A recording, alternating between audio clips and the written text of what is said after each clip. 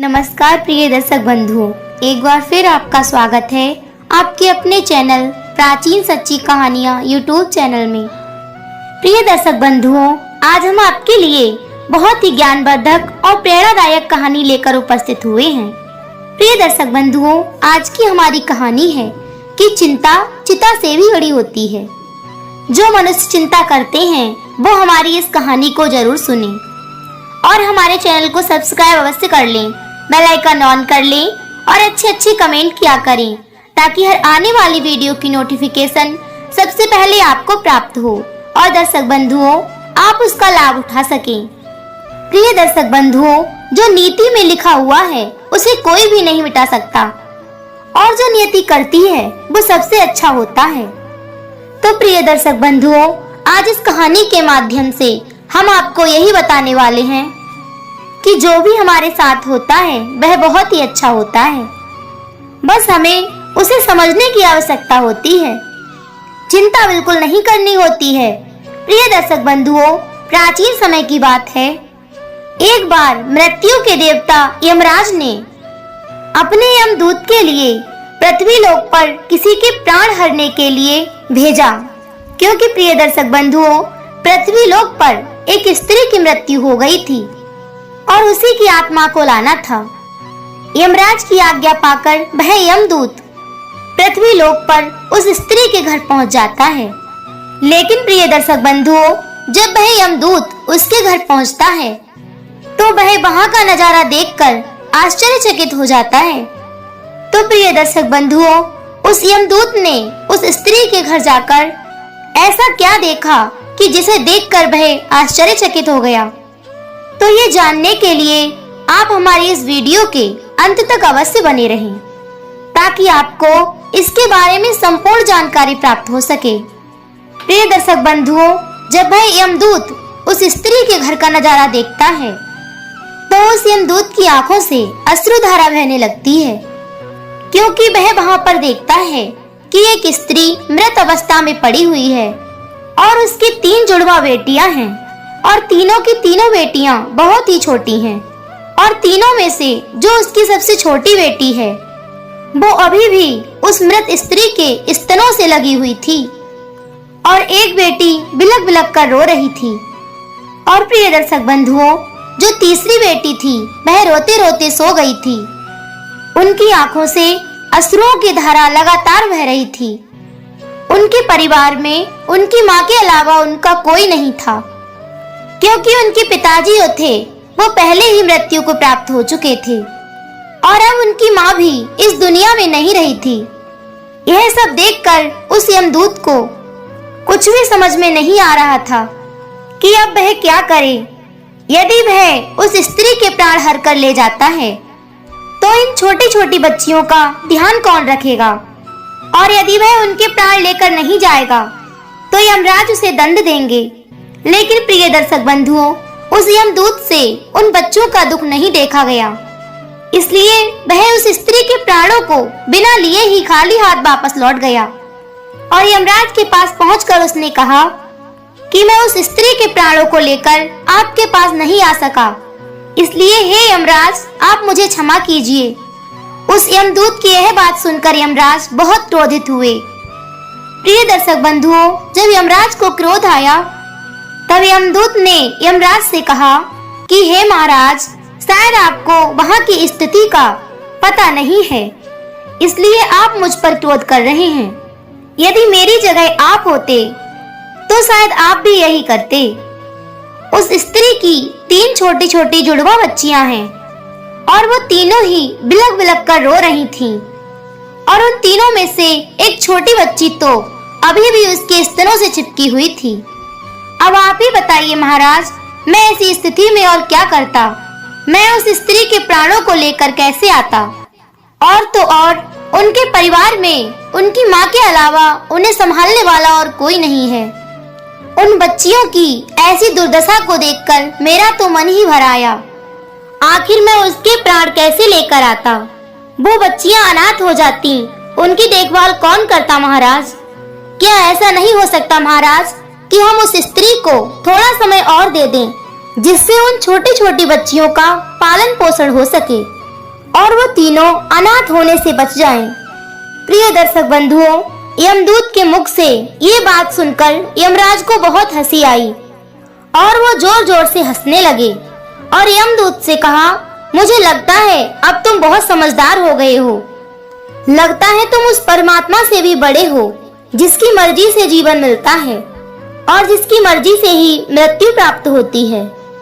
अच्छा, तुम मुझे ये बताओ, क्या तुम मुझे ये आश्वासन दे सकते हो कि यदि मैं उस स्त्री के प्राणों को छोड़ दूं, तो क्या उस स्त्री के सारे दुख समाप्त हो जाएंगे? यह सुनकर वह देवदूत बोला कि हे महाराज, यदि आप उस स्त्री के प्राणों को छोड़ देंगे तो वह जीवित हो जाएगी और उन बच्चियों का अच्छे से पालन पोषण करेगी। फिर उनकी जिंदगी में कभी भी कोई दुख नहीं आएगा। यमदूत की बात सुनकर यमराज फिर से हंसने लगे और उससे कहते हैं कि तुमने उस स्त्री के प्राणों को लाकर बहुत बड़ा पाप किया है और इसकी सजा तुम्हें अवश्य ही मिलेगी। और तुम्हारी सजा यह है कि तुम पृथ्वी लोक पर फेंक दिए जाओगे और तब तक वापस नहीं आओगे जब तक तुम अपनी मूर्खता पर 3 बार हंस ना लो। प्रिय दर्शक बंधुओं, तब यमराज की बात सुनकर वह यमदूत बहुत ही आश्चर्यचकित हो जाता है और कहने लगता है कि भला मैंने ऐसा कौन सा पाप कर दिया? मैंने तो सिर्फ उन बच्चियों की भलाई देखी है, इसमें तो कोई पाप नहीं है। फिर वह देवदूत यमराज की बात को स्वीकार कर लेता है और प्रसन्न हो जाता है, क्योंकि प्रिय दर्शक बंधुओं, उसे अपने आप पर पूरा विश्वास था कि वो सही है और उसने कोई भी मूर्खता नहीं की है। फिर वह अपनी मूर्खता पर 3 बार क्यों हंसेगा? और जब उसने कोई गलती की ही नहीं है तो हंसने का तो मतलब ही नहीं बनता। प्रिय दर्शक बंधुओं, इसके बाद यमराज उस यमदूत को पृथ्वी लोक पर फेंक देते हैं। और प्रिय दर्शक बंधुओं, उस समय कड़ाके की ठंड पड़ रही थी। ऐसी सर्दी थी कि ठंड से व्यक्ति का हाल बेहाल हो जाए। यमराज जब उस यमदूत के लिए नंग धड़ंग पृथ्वी पर फेंक देते हैं, उसके शरीर पर एक भी वस्त्र नहीं होता है और वह सड़क के किनारे नग्न अवस्था में पड़ा होता है। फिर उसी समय एक मोची वहां से गुजरता है। वह कुछ पैसों की व्यवस्था करके ठंड के मौसम में अपने बच्चों के लिए ऊनी वस्त्र लेने जा रहा था।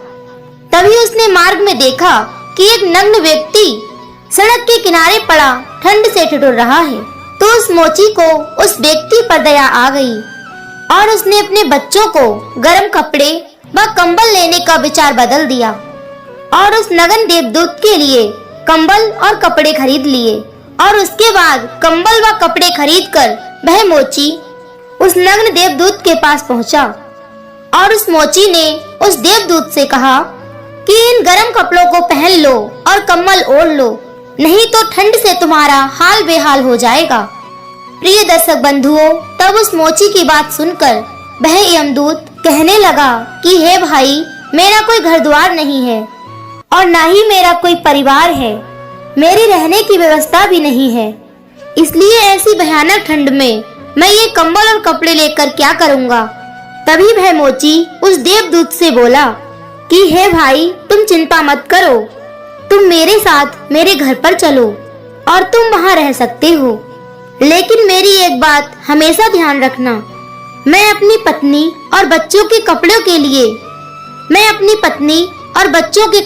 लिए जो पैसे लाया था, उससे मैंने तुम्हारे लिए गरम कपड़े और कंबल खरीद लिया है और अब मैं तुम्हें घर पर भी लेकर जा रहा हूँ।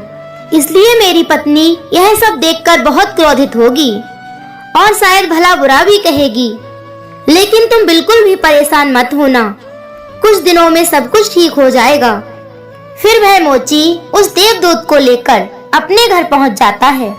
लेकिन प्रिय दर्शक बंधुओं, एक बात देखने योग्य है कि ना तो मोची को पता था कि जिसको वह अपने घर लेकर आया है वह देवदूत है, और ना ही मोची की पत्नी को पता था कि उसका पति एक देवदूत को अपने साथ लेकर आया है और उस देवदूत के आते ही उनके घर में खुशियों की बाढ़ आ जाएगी।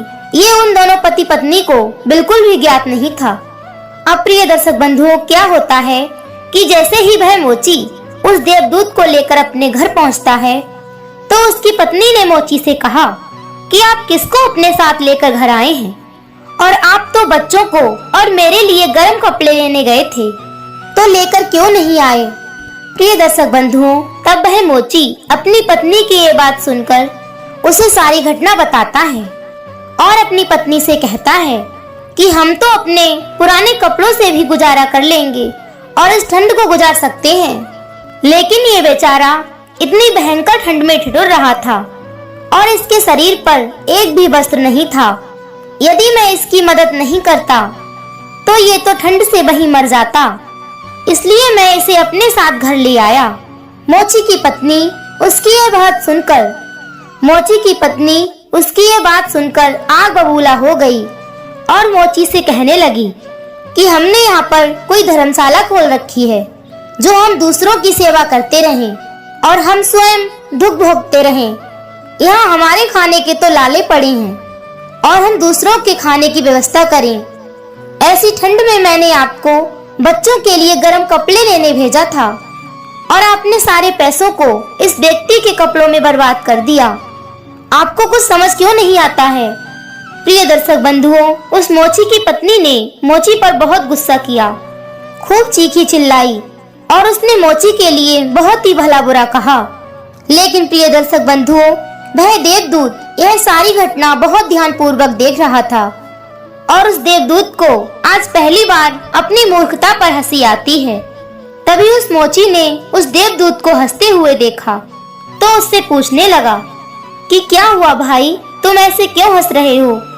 तब मोची की बात सुनकर देवदूत कहने लगा कि जब मैं 3 बार हंस लूंगा तो मैं तुम्हें अपनी हंसी का कारण बताऊंगा, लेकिन अभी मैं तुमको कुछ नहीं बता सकता। प्रिय दर्शक बंधुओं, देवदूत पहली बार इसलिए हंसा कि मोची की पत्नी यह देख नहीं पा रही है कि घर में देवदूत आया है, जिसके आने से घर में हजारों खुशियों की बौछार हो जाएगी और सारी दुख दरिद्रता दूर हो जाएगी। लेकिन प्रिय दर्शक बंधुओं, उस मोची की पत्नी की भी कोई गलती नहीं है कि आखिर मनुष्य कितनी दूर तक देख सकता है। वो तो बस इतना ही देख पा रही थी कि बच्चों के कपड़े और कंबल नहीं आ पाए। जो खो गया उसे तो वह देख पा रही थी, लेकिन जो उसे मिला है वो उसे नहीं देख पा रही थी। तो देवदूत उसकी मूर्खता पर हंसने लगा कि उसके घर में खुशियां खुद चलकर आई हैं और ये अभी भी कपड़ों और कंबलों के लिए रो रही है। वो उसका रोना रो रही है जो बीत चुका है। इस संसार में सभी मनुष्यों के साथ ऐसा ही होता है कि जो चीज बीत गई या जो चीज चली गई वो उसी का रोना रोते रहते हैं, लेकिन जो चीज आने वाली है वो उसकी खुशी को देख ही नहीं पाते हैं। क्योंकि प्रिय दर्शक बंधुओं, जो बीत गया हम उसे कभी भी वापस नहीं ला सकते, लेकिन हम अपने आने वाले दिनों में खुशियां अवश्य ला सकते हैं।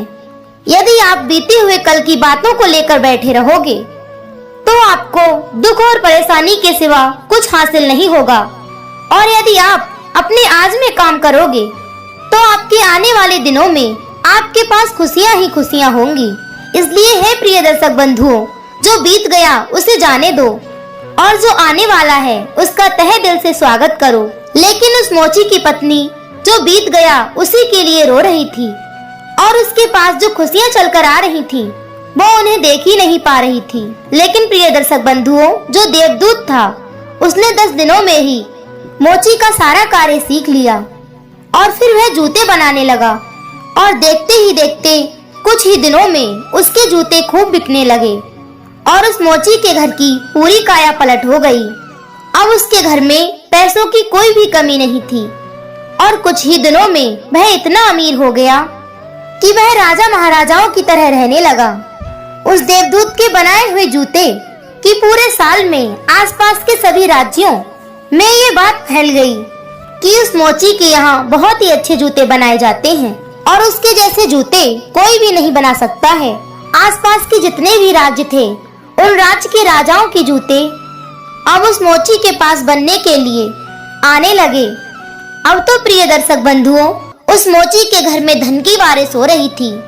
सभी बहुत ही प्रसन्न थे और सब कुछ बहुत ही अच्छा चल रहा था। और पास के एक राज्य में से सम्राट का एक आदमी आया और मोची से कहने लगा कि ये चमड़ा बहुत ही कीमती है, और आसानी से नहीं मिलता है।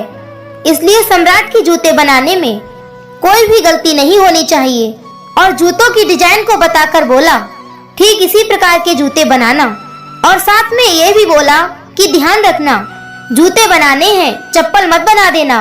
क्योंकि उस राज्य में ऐसी प्रथा थी कि जब भी कोई व्यक्ति मर जाता है तो उसे चमड़े की चप्पल पहनाकर चिता पर लेटाया जाता है। उस व्यक्ति के जाने के बाद मोची ने देवदूत से कहा, इस चमड़े की चप्पल नहीं, जूते बनाने हैं। यह सम्राट का स्पष्ट आदेश है और इस बात का विशेष ध्यान रखना है कि चमड़ा सिर्फ उतना ही है जितने में जूते बनाए जा सकते हैं।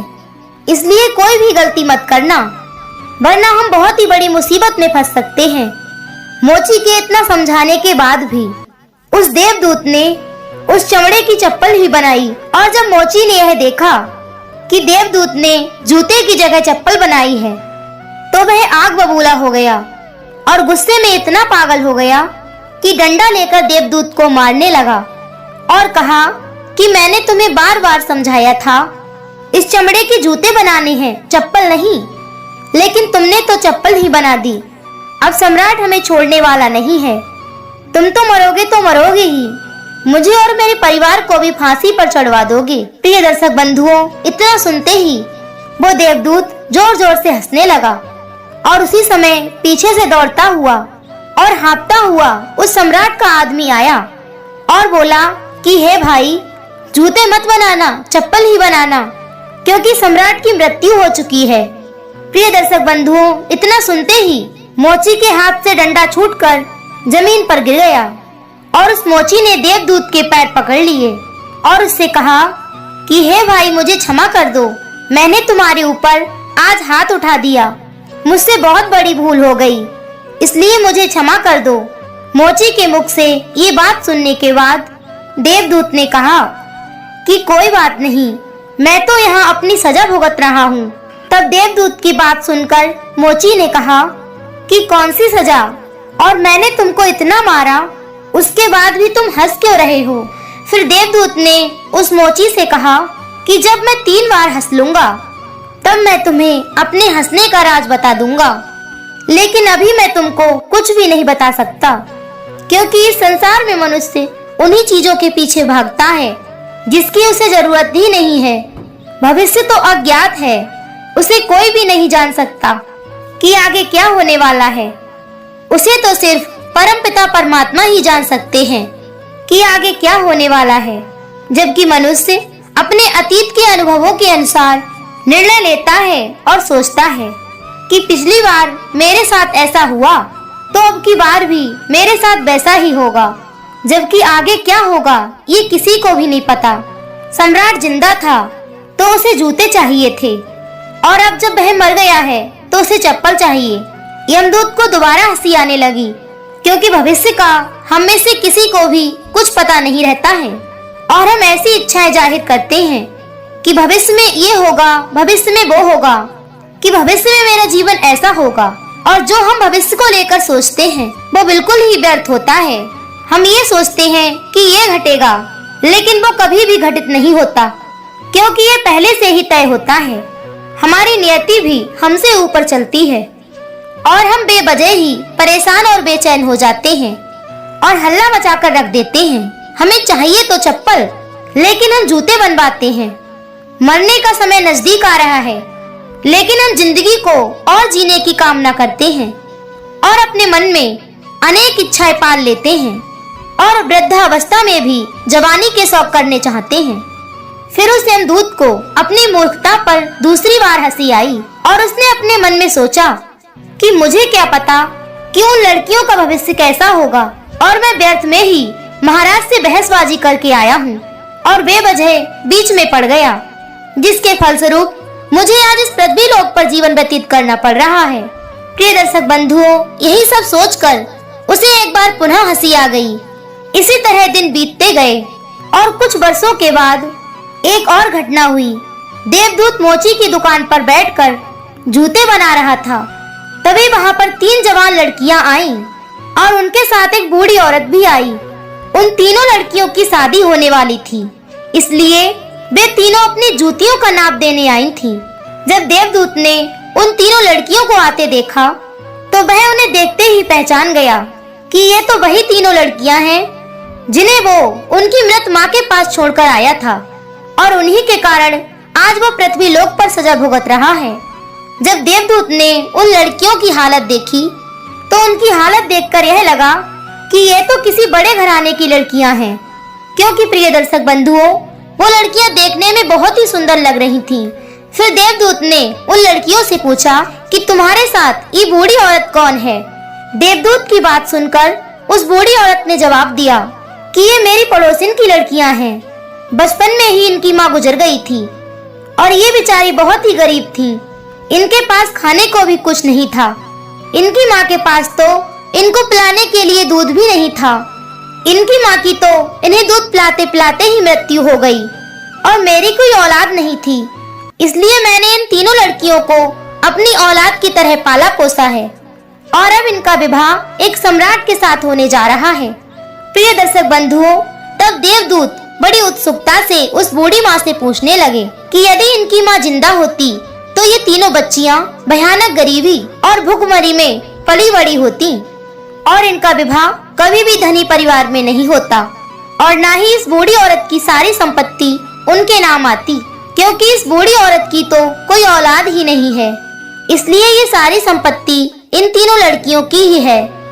ये इन्हीं की नसीब की थी, इसलिए इन्हीं को प्राप्त हुई।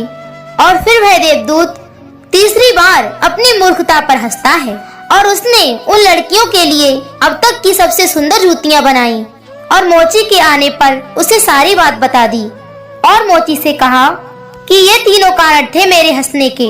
अब तक तो मुझे मेरी गलती की सजा मिल रही थी, लेकिन अब मैं भली भांति समझ गया कि नियति सबसे बड़ी है। ये जो भी करती है वह बहुत अच्छा करती है, लेकिन हम तो उतना ही देख पाते हैं जितना हम देख सकते हैं। जो हम नहीं देख सकते वो बहुत ही बड़ा और विशाल है, और जो हम देखते हैं वह स्पष्ट रूप से नहीं होता है। हम उस बात का अंदाजा कभी भी नहीं लगा सकते कि आगे क्या होने वाला है। इसके बाद वह यमदूत मोची से कहता है कि अब मेरी सजा पूरी हो चुकी है, इसलिए अब मैं यहाँ से अपने लोक में जा रहा हूँ। प्रिय दर्शक बंधुओं, इस कहानी से हमें यह सीख मिलती है कि अपने आज में घटी घटनाओं को देखकर हम ये अंदाजा कभी नहीं लगा सकते कि यह घटना हमारे लिए अच्छी है या बुरी। समय के साथ हमें सभी चीजों का उत्तर प्राप्त हो जाता है। हम किसी भी चीज को देखकर अच्छा या बुरा नहीं कह सकते। महात्मा गौतम बुद्ध कहते हैं कि ना ही अतीत के लिए पश्चाताप करो और ना ही भविष्य की चिंता करो, बस अपने आज में जियो, क्योंकि यही मात्र तरीका है सभी चिंताओं से मुक्त रहने का। कल के लिए की जाने वाली चिंता आपके कल को बदले या ना बदले, लेकिन वो आपकी आज की खुशियां जरूर छीन लेगी। क्योंकि प्रिय दर्शक बंधुओं, चिंता एक ऐसी बीमारी है जो आपकी हर खुशी छीन लेती है। चिंता का कोई वास्तविक अस्तित्व नहीं है। चिंता एक ऐसा भाव है जो आने वाले भविष्य के डर से पैदा होता है। जिन बातों पर आपका नियंत्रण नहीं है, उन बातों के बारे में बार बार सोचना, यही तो चिंता होती है। केवल एक बार ये सोचकर देखिए कि जिन बातों पर आपका नियंत्रण नहीं होता है, जिन बातों को आप बदल नहीं सकते, उनके बारे में आप दिन भर चिंता करके क्या बिगाड़ सकते हो।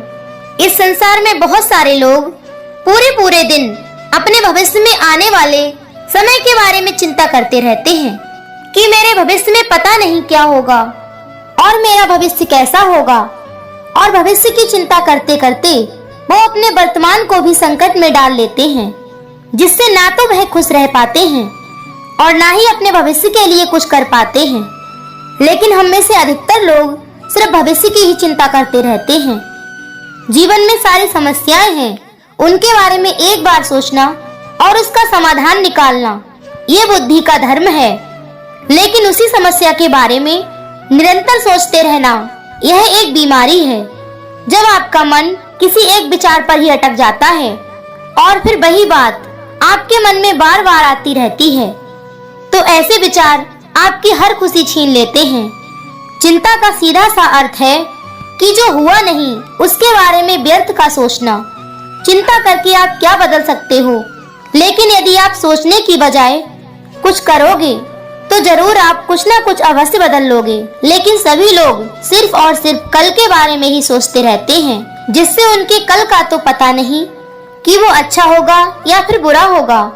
लेकिन ऐसा करके वो अपने आज की खुशी समाप्त कर लेते हैं। चिंता का एक दिन आपको एक हफ्ते से भी ज्यादा थका देता है। दुख बाहर की परिस्थितियों में इतना नहीं होता है जितना कि आप अपने मन में बिठाकर रखते हैं। कोई भी कार्य इतना कठिन नहीं होता जिसे कि आप नहीं कर सकते, लेकिन आप पहले ही उसके बारे में सोच कर उसे इतना कठिन बना देते हैं कि फिर वह आपसे होता ही नहीं है।